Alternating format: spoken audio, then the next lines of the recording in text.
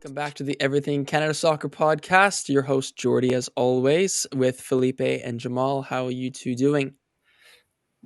Doing good, Jordy. Thank you. Good. Yeah, Doing great, man. As you can tell, he's Yeah, still happy. celebrating the win. But yeah, we'll get into that in a little bit. But yeah, doing good. yeah. Obviously, the World Cup has just wrapped up at the time of recording this, and honestly, it's exciting times. And if you want to hear more about what we're talking about, make sure to follow, like, subscribe, all that fun stuff. But anyway, let's get right into it on Canada's performance in the World Cup.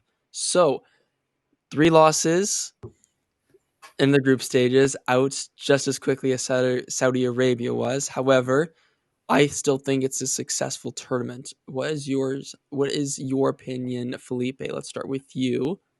Score a think? goal. On That's that true. It standpoint, scored was a 2. success. I think The that quickest goal.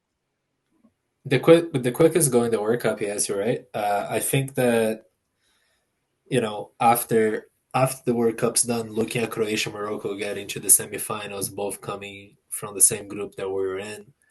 That shows that it wasn't an easy group, that's for sure. Mhm. Hence why Belgium was also kicked out of the group.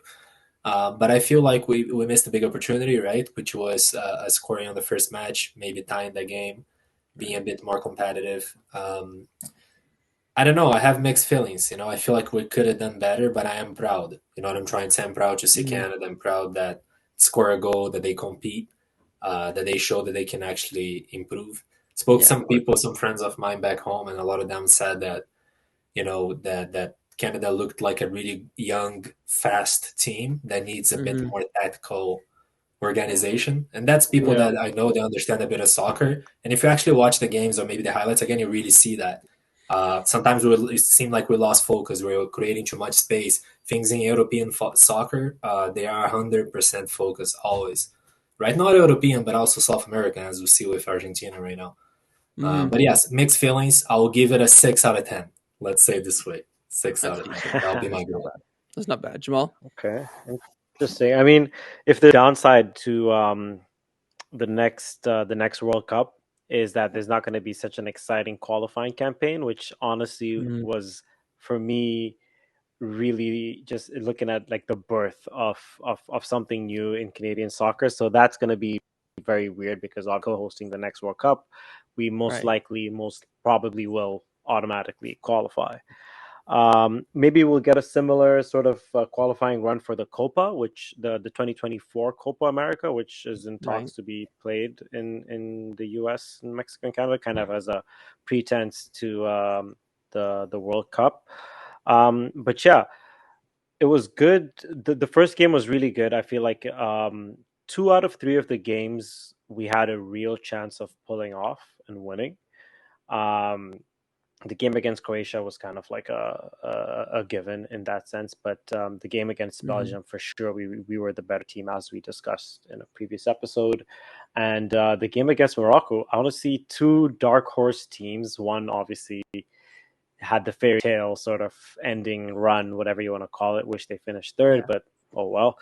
And yeah, like looking at us going toe to toe with those teams in arguably the toughest group was really something. And I think that's what the players and most Canadian fans took from this, because everyone, I mean, the casual fan or the casual person I just talked to on the street, everyone wrote Canada off. Even though if you look at it from like a macro level, yeah, sure, Canada were written off, but those who actually watch the games and watch us play and watch the boys come together, the different generations, kind of like the old guard with Atiba and Laren, sort of the older looking at the new generation come in with Jonathan, David, and Davies, and like we said, the fastest goal Mhm. in the tournament. So yeah, a solid. Yeah, I'd have to go with like a 6.5, probably too, because end of the day, 3 losses, you can't really come back from that. But end of the day, there was much more to it than just those losses. Yeah, I think that's where a lot of people get caught up. Same thing. People that say that wrote Canada off were like, oh yeah, look, they lost 3 games. But if you have to look at it with context as well. I mean, our head coach did just offend an entire country of people right before we played them, and the Croatia comments that he made which that's the only part. I think it was perfect, us going to the World Cup, scoring a goal. That's really what I was hoping for. The only thing that irked me was with John Herdman saying what he said. I mean, being born and raised in Canada and knowing nothing else, I know beyond a doubt without any other. The only thing, if I only know one thing, it's that Canadians are nice. Canadians don't say that. So I think Here's the so yeah, sorry. I I just feel want like that. That's the only negative I can take from this tournament. Everything else is positive. I was gonna say, man, like I just wanted to kind of defend Herdman on that because I think we mentioned that before. A lot of things are taken out of context, right? Like, yes, you're right. A lot of Canadians wouldn't say that, but yes, a lot of Canadians would say that in closed rooms, in between their In teammates. closed rooms, yes, in Yes, closed rooms. so I think what he was missing there was experience and awareness that there might be cameras, there might be people looking at you. You're in a world stage. You're not playing Cayman Island in the Caribbean. You know what I mean? So when you say that, let's get Jordy's rating. oh yeah, my What bad. was the My bad. I rating? cut you off before the 7 rating. out of 10. But before we We scored a goal. We scored a goal. That's literally. I came into the tournament. If we score a goal, I'm happy. Everything else is a cherry on top. Yeah, We got enough. 2 goals, and if I might add, both goals are. Well, obviously the second was an own goal, but it came from Atakugbi. So both are Yeah. Alberta-based boys. One Calgary, one Edmonton. Right on. Just gonna put that out there for everyone that says that soccer in Canada is only Ontario and BC. Yeah, There and you I go. do agree with what Felipe was saying about experience. Mhm. And yes, I do think that comes down to experience from the coaching side. But then again, he did it. He did great things with the women's team, which I'm not too sure if we have enough time to mention. But if we could probably get a little bit in there, especially with the World Cup next year, that would be great. Mhm. But Felipe, anything you wanted to add onto Canada's run? Yeah, I just one of the things about the fans we're talking about that people criticize on social media, like again, Alfonso Davis taking the penalty we missed. Sure, we can argue about there was someone else better to take, but again, he's trying to prove as a leader. It's exactly what you said, Jamal. We're proud of them. We watched the whole qualifier. So I'm okay seeing him losing, you know what I mean? Like losing the penalty because it's part of the game, you know what I mean? At least I'm proud that he stepped up his game and he took the responsibility and went there and took it. And I also feel like, in terms of the whole team, not just talking about that, we saw some young players that, they stepped up, such as Buchanan, Kone, Alistair Johnston. Some of those players are also going to, like, they're talking about Buchanan being transferred to a Italian league or German league or something like that. They're talking about Kone actually signed with Watford in England. Mhm. Alistair Johnson signed with Celtic. Celtic, which is one of the let's not say the biggest because Rangers and Celtics about the same level there, but a big Scottish club. So yeah, I feel like that is the positive side as well, which was the exposure and the players taking good advantage of that, right? That because of that, would even give us a higher grade because I wasn't expecting us losing 3 games and selling like 3 or 4 players to Europe within a week post World Cup. Because I don't know if you guys noticed, it was quick, yeah. So yeah, I think they were on the radar before. Of course, sorry, yeah, they were on the it was radar like before. final And scouting, then you know what I mean? confirmed everything. Yeah, Sorry, for Jamal. sure. Yeah, no, I Cool. just do want to mention for watching out there, just a quick update on the women's game. Obviously, New Zealand and Australia hosting the Women's World Cup next year in about 6. I think it's in June, late June. I think is when it starts. And Canada is in a group with Australia, Ireland, and Nigeria. So a very favorable group. Canada's women's team are 6th right now in the world, much better than the men's 53. And we obviously didn't mention that, but yeah, lots to go. Favorable set of opponents, and there's also a big qualifying campaign as reigning Olympic gold champions for the 2024 Olympics in Paris. So lots to look out for on the women's soccer scene in the next couple of months. That should be exciting to see. Yeah. And actually, it's funny because the Olympic Games were played a year late. So, we're going to have the FIFA Women's World Cup. Right. And the year after, we're going to have Summer Olympics again. Wow. So they're going to have a hectic schedule. Yeah. Yeah, because it'll be 2024. and then It's the next 2024. Olympics because So, Tokyo is supposed yeah. to be 2020 and it was in 2021 because of COVID. Yeah, so if you're Canadian, we have the next year we have the Women's World Cup along with the Men's Gold Cup. 2024 we'll have the Summer Olympics Copa. and potentially the Copa America, which is looking more increasingly Yeah. likely. 2025, I think it's just FIFA the World Gold Club Cup. 2025 might be held in North America. Infantino, the Oh president my of days. FIFA, announced That'd be exciting. they're gonna have Wow. the FIFA World Club. It's gonna be almost like a preseason for European clubs and Yeah, for South American clubs, African clubs, Asian clubs. Yeah, Will it's be like a away 32 team club thing. They Yeah. want Yeah, to it get will that be. format And out. Like a back in league. the days, they used to do a Confederations Cup as a I testing remember that. event for World Cup. The I World think Cup. they might Yeah. start trying the FIFA World Club as a testing event. Yeah. That is like they announced the competition will have. They haven't announced the host yet, but there is Yeah, high they said chances that will 2025, be. right? For the first one. Yeah.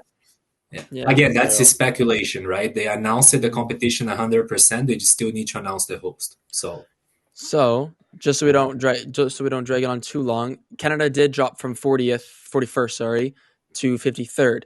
Now, getting dropped, I think, is correct. However, the amount that we dropped is, I think, wrong. So, and I think everyone else think is wrong considering context and everything. So, just quickly before we end, where do you think Canada should have dropped to, or should they have dropped at all? Start with you, Felipe. Well, how many clubs are in the World Cup? Let's see if I'll 32, go. right? 30, Yeah. 32, yeah.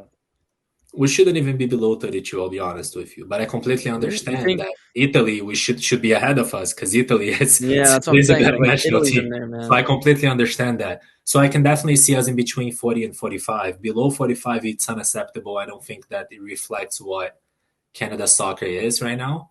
Yeah. But it is what it is. Like I said, So- FIFA ranking does not represent the caliber of the team as we saw with Belgium, as So we saw this with is- Brazil. This is how BS this is, okay? So we're 53rd, yes? Yeah. Take a wild guess who's number 50. You'll never guess it. Burkina Faso. Most viewers who were watching They this actually know what went it is. to, I think, the African Nations semifinal, and that might be the reason why. Did they make a World Cup though? Yeah, and that's probably the thing never with in FIFA. history. Yeah. That's the thing Anyway, with I think it's FIFA, fine. and I was just looking at our scores, and I do think it's almost justified from a statistical point of view, or just taking the fan kind of glasses off for a second. Yeah. And we conceded quite a few goals, so That's true. we're like more than almost 10 goals, I think, and only one scored. I think. So when you look at that, it sucks. But yeah, I think it is I think we're still top 50. I think 53rd's a little harsh. I think I like Felipe's 50 point. Top 32.